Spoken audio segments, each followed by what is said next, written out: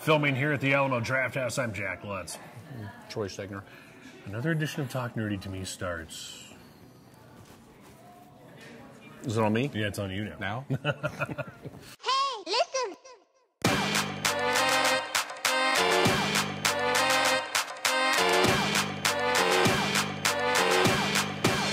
Get nerdy with me. Tell me what game that you get on. Is it card or read? What kind of class do you play, girl? In an RPG? Cause I know what them elf girls need. From wild to Today of all days, out of all days today, as I am repeating myself. Today of all days, all today days. Of all days, all days. The Rick and Morty, the Rickmobile is going to be showing up today here at the Alamo Draft House. Later on tonight. People are already in line. Yeah, and right now, as of this recording, it's about 11:42 in the a.m., and you have people showing up, and mind you, it is still El Paso. People are going to be showing up here at the last minute. 5:35, they'll start rolling in. 5:35 when the Rickmobile gets here, what, at 4 o'clock?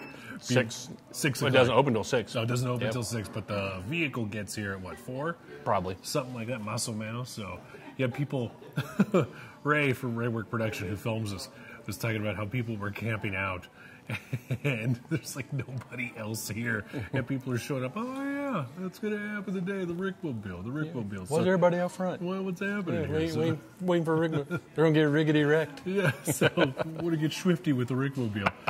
Check it out here at the Alamo Draft House. Well, by the time you see it, it's gonna be gone. Yeah. It's gonna be gone by the time this thing is put up. But we were there. All right. Or we are here. Another topic of discussion while we're here at the Alamo Draft House Lounge. I've been collecting the comics. Here because I want to know what the hell's been going on. The Metal series with DC Comics, and this one going around is Batman Metal. Now, you know a little bit more about this because I just picked it up. And I was able to skim through it. I saw the end, which I shouldn't have done that. I should not have done that. There are huge spoilers, which I know you're already going to do the spoilers. So, Damn right. okay, so go ahead and take the lead on this. The Dream of the Endless, the Sandman, Yeah, the Certain Journal. We talked about Metal already a little bit. It's going to be the Dark Universe bleeding over into the main universe, basically. Yes. But that's not all. They're trying to tie the Dark Universe into the Dreaming. Which involves the Sandman. Which involves Neil, and Neil Gaiman was on board when Scott Snyder asked him about it. Neil Gaiman was all for it. Was he really? Yeah. That makes me very And happy. you know Neil Gaiman is very protective over his characters. That makes me very happy to hear. So the story must be, that Scott Snyder provided him must be really good. But yeah, Batman, it starts out where they're on, I can't remember, whatever planet. They Not escape. Thanagar. No. No, because you mentioned the Nth Metal. Yeah. Yeah. Okay. But anyway, at the end, the Dreaming of the Endless, basically Sandman, shows up and talks to Batman. And Batman has A Certain Journal. Carter Hall's journal. And Who is the Hawkman? yes, but here's the interesting thing: the Dreaming of the Endless. It's not just one person all the time. Basically, it's a title. The one he introduces himself as Daniel Hall, who is the grandson of Carter Hall. Okay. So you got that tie-in between Hawkman and Sandman, and then the Dark Universe, and now they're going to start doing the Nightmare Batmen. They're going to be coming in. Yeah. Yeah, that's coming, and I'm pretty sure that's what Evil Batman. what Sandman was warning him about, saying, "Hey, there's gonna be some bad stuff coming. Get ready." Wow. And Batman's always ready. So And so there was another journal. You mentioned Carter's journal. There's going to be another journal that Batman was. and the teasings for Doomsday Clock. The lenticular cover again is Rorschach's mask, and you know how his mask is always changing. Yeah. So when you turn Rorschach from the Watchmen. it, when you turn it, it goes from being just a blob of blackness to having all three of the Trinity symbols. Ooh.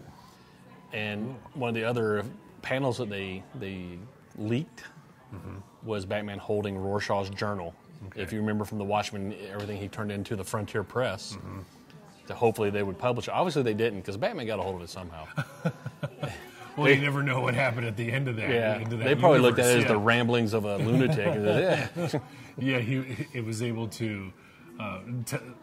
Rorschach's journal told everything But how did it get in Batman's hands? Right. That's my question. If you read the Watchmen, it started out with Rorschach's Journal. He documented everything that happened in the Watchmen series, and the end of the journal at the end showed up, like you said, at the press. So what was going to happen? So obviously now Batman has the journal. He knows. He now has an idea of who Mr. Manhattan is. He now has an idea of what Rorschach is. He now has an idea of who Ozymandias is, and so now he's prepared. And when Batman is prepared, he is unstoppable. Like I said, well, Doomsday Clock was teased mostly as a Superman thing, because the 12 o'clock was the Superman symbol. They've been saying they're going to reveal Mr. Oz. It's going to be a Manhattan versus somebody in the Superman family. And then all of a sudden, they show Batman with Rorschach's Journal. So I'm not sure how that all ties in, but wow. Hey, be sure to check it out coming up, especially with the Doomsday Clock coming up, what, in November? November, all right. So that's going to be tying in the Watchmen and the DC universe very nicely. And right now... And the Sandman universe. The Sandman universe, and right now in the thick of it, it is the Metal series, especially going on with Batman. Evil Batman coming into the DCU. Not just one, not just two, not just three. There's 6. There's a plethora of evil Batman coming in with different superpowers. Veritable cornucopia. With different superpowers. So, check it out here at the Definitely. Here at the Alamo Draft House. Be sure to check it out here at the Montecito Plaza in El Paso, Texas. Check out an early showing. Remember, early showings here at the Draft House, $5. Cinco. $5. Dineros. Okay, so check that out here and grab yourself a drink. You'll float too. Do some popcorn. Yeah. I'm Jack Lutz. You can tell them where they can see us online. Well, I'm going to get to that right now. Okay, and I'm Troy Segner. Be sure to catch us online, Facebook, YouTube, iTunes, Twitch, Stitcher. Just Google us. Google us. We're there. You'll find us. And a big thanks to Ray Work Production for filming us. So with that said, good night. And sleep tight. Hey, listen!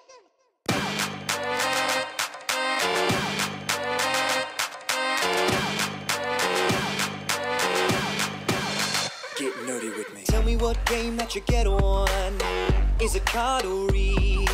What kind of class do you play, girl? In an RPG? 'Cause I know what them elf girls need. From WoW to